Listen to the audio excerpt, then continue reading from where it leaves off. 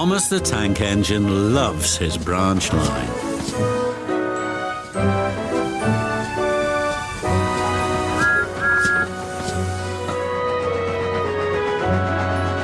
One day, when he stopped at a small station, some children looked sad.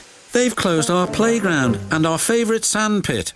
Teacher said the sand is soiled and too dirty to play in. Please help us, Thomas, they pleaded. I'll see what I can do, replied Thomas kindly.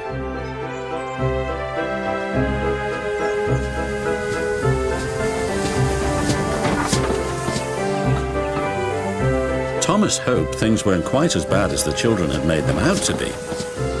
But as he passed their playground, a large sign read, "Playground closed until further notice." The children were right, thought Thomas sadly. He puffed into the yards and was just about to tell the other engines about the playground when Percy rushed in.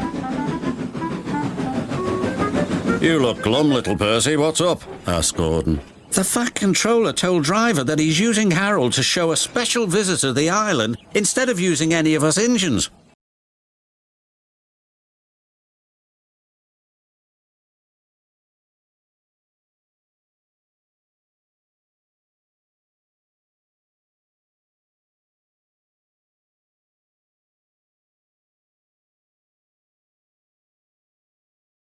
"Despicable," said Gordon. "Disgusting," snorted Henry. "Engines are meant to take special visitors round our island, not that whirly-bird thing," James exclaimed.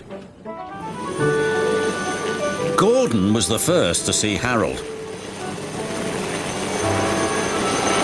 "Harold thinks he can go faster than me. I'll show him." Next, it was Henry's turn. "The Fat Controller has chosen Harold because he thinks he's more important than me. Well, he's not. Harold can't fly through tunnels."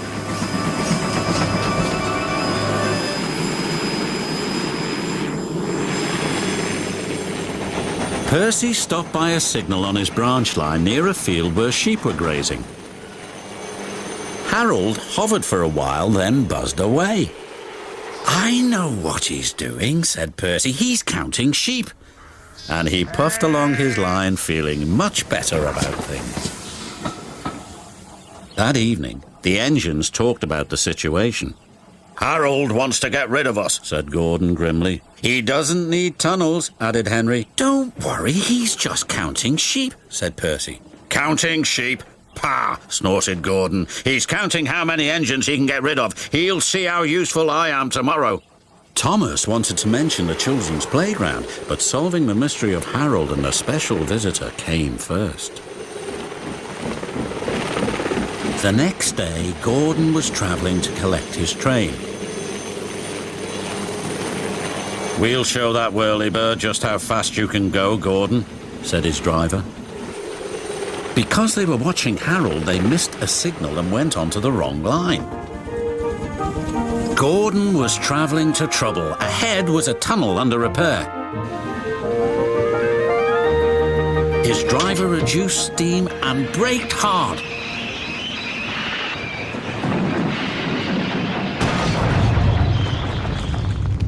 But it was too late. Later, Thomas pulled Gordon clear with the breakdown train. The Fat Controller spoke severely to Gordon's driver about the accident. "Will Gordon be scrapped, sir?" asked Thomas sadly. "What makes you think that?" said the Fat Controller. Thomas decided to pluck up courage. "Because the engines think the special visitor is here to see if we can be replaced by Harold," he replied. The Fat Controller laughed. "Ho, ho. Well, the engines are wrong and you shouldn't listen to rumours, Thomas. This gentleman is making a new playground for the children. It was easier to find a suitable site from up in the air." "And what's more," said the special visitor, "that tunnel sand will be perfect for the playground. Found by accident and rumour, you might say."